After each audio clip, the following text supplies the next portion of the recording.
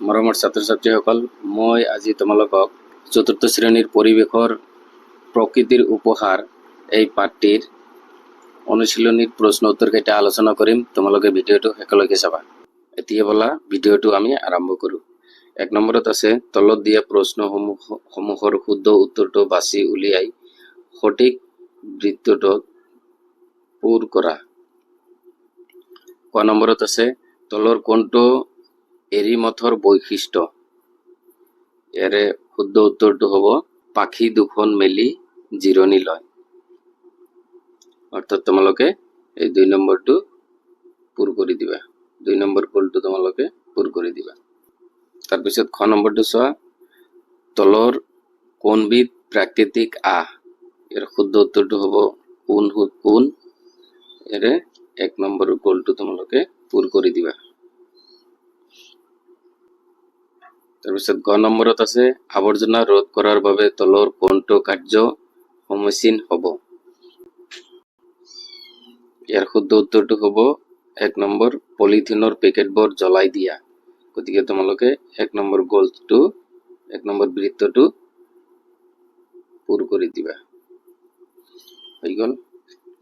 এতিয়া 2 নম্বৰ চোৱা, 2 নম্বৰত আছে উত্তৰ লিখা। ক নম্বৰ মৰাপাটৰ আখৰ পৰা তৈয়াৰী দুবিধ সামগ্ৰীৰ নাম। খ নম্বৰত আছে বস্তুৰ অপচয় কিয় কম কৰিব লাগে। গ নম্বৰ আৱৰ্জনা কিদৰে সৃষ্টি হয়। তো এইকেইটা প্ৰশ্ন উত্তৰ মই তোমালোকক PDF আকাৰে লৈ আহিছোঁ। ভিডিঅ'টো তোমালোকে চাই থাকা। ক নম্বৰ প্ৰশ্নটো আছিল মৰাপাটৰ আখৰ পৰা তৈয়াৰী দুবিধ সামগ্ৰীৰ নাম লিখা। উত্তৰ লিখিবা মৰাপাটৰ আখৰ পৰা বেগ, ৰছী তৈয়াৰ কৰা হয়। তাৰপিছত খ নম্বৰ প্ৰশ্নটো আছিল বস্তুৰ অপচয় কিয় কম কৰিব লাগে। উত্তৰ লিখিবা তোমালোকে প্ৰাকৃতিক সম্পদ ৰক্ষা কৰিবলৈ আৰু পৰিৱেশ প্ৰদূষণ কমাবলৈ বস্তুৰ অপচয় কম কৰিব লাগে। তাৰপিছত গ নম্বৰ প্ৰশ্নটো আৱৰ্জনা কিদৰে সৃষ্টি হয়।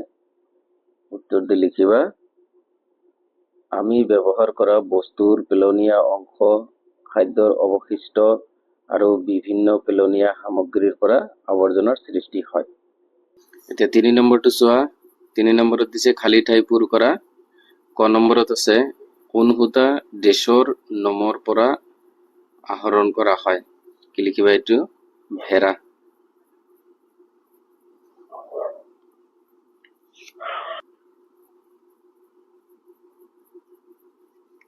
তাৰপিছত খ নম্বৰত আছে আৱৰ্জনাবোৰ পুনৰ ব্যৱহাৰ কৰি দেশ ৰোধ কৰিব পাৰি। ইয়াত লিখিবা বস্তুৰ অপচয় ৰোধ কৰিব পাৰি। গ নম্বৰত আছে গ্ৰীষ্মকালত দেশ কাপোৰ পিন্ধিবলৈ আৰামদায়ক। ইয়াত লিখিবা তোমালোকে কপাহী কাপোৰ। কপাহী কাপোৰ পিন্ধিবলৈ আৰামদায়ক। এতিয়া 4 নম্বৰটো চোৱা। 4 নম্বৰত কি দিছে অপচয় ৰোধ কৰিবলৈ আৱৰ্জনাৰ পুনৰ ব্যৱহাৰৰ নিয়মবোৰ লিখা। এইটো প্ৰশ্ন উত্তৰ মই তোমালোকক PDF আকাৰে লৈ আহিছোঁ। ভিডিঅ'টো তোমালোকে চাই থাকা। মৰমৰ ছাত্ৰ ছাত্ৰীসকল, তোমালোকে এতিয়ালৈকে যদি মোৰ চেনেলটো ছাবস্ক্ৰাইব কৰা নাই তেনেহ'লে চেনেলটো ছাবস্ক্ৰাইব কৰিবা আৰু নটিফিকেশ্যনটো অন কৰি ৰাখিবা যাতে মই দিয়া প্ৰত্যেকটো ভিডিঅ' তোমালোকে চাব পাৰা। এতিয়া চোৱা 4 নম্বৰত প্ৰশ্নটো কি আছিল অপচয় ৰোধ কৰিবলৈ আৱৰ্জনাৰ পুনৰ ব্যৱহাৰৰ নিয়মবোৰ লিখা। তোমালোকে উত্তৰ দি লিখিবা অপচয় ৰোধ কৰিবলৈ আৱৰ্জনাৰ পুনৰ ব্যৱহাৰৰ নিয়মবোৰ হ'ল 1 নম্বৰ দি লিখিবা ব্যৱহাৰযোগ্য বস্তু পুনৰ ব্যৱহাৰ কৰিব লাগে।